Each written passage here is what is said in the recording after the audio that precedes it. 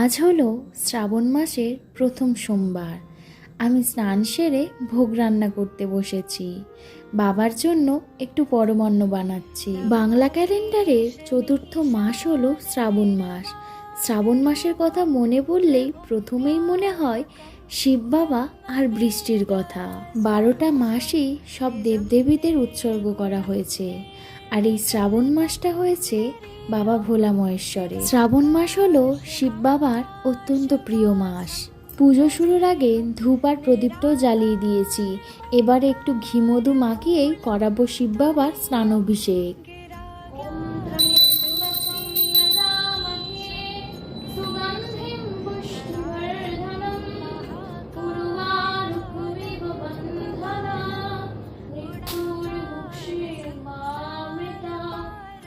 আমি আগে ঘি মৌটা ভালো করে মাখিয়ে নিই, তারপর দুধ আর গঙ্গা জল দিয়ে শিব বাবাকে স্নান করা। দুধ আর গঙ্গা জল দিয়ে স্নান করানোর পর আর একবার একটু গঙ্গা জল দিয়ে স্নান করালাম। শুধু শ্রাবণ মাস বলে নয়, আমি বরাবরই সোম আর শুক্রবার শিব বাবাকে স্নান করিয়ে থাকি।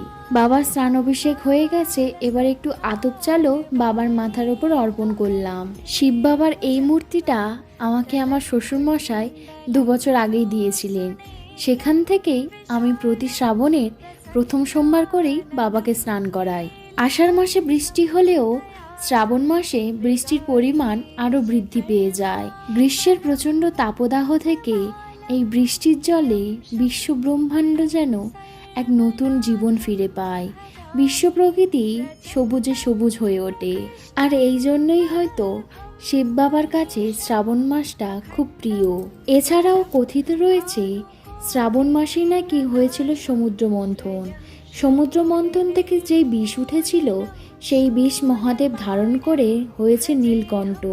আর সেই বিষের জ্বালা মেটাতে সব দেবতারা মহাদেবের মাথায় দুধ গঙ্গাজল ঢেলেছিলেন। এছাড়াও কথিত রয়েছে দেবী সতীর দেহত্যাগের পর পার্বতী রূপে গোটা শ্রাবণ মাস জুড়ে নাকি মহাদেবকে পাওয়ার কঠিন তপস্যা করেছিলেন।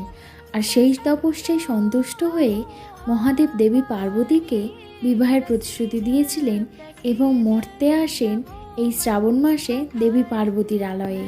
আমি এখানে তো আর আকন্দ ফুলের মালাই পাইনি। মিস্টার পল আমাকে অফিস থেকে বেলপাতাটা মনে করে এনে দিয়েছে।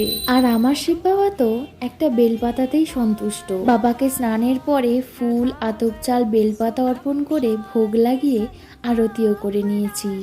শিব বাবা সবার ভালো রাখুক, সবার মঙ্গল করুক। আর তুমিও ভালো থেকো বাবা। ওম নমঃ শিবায়।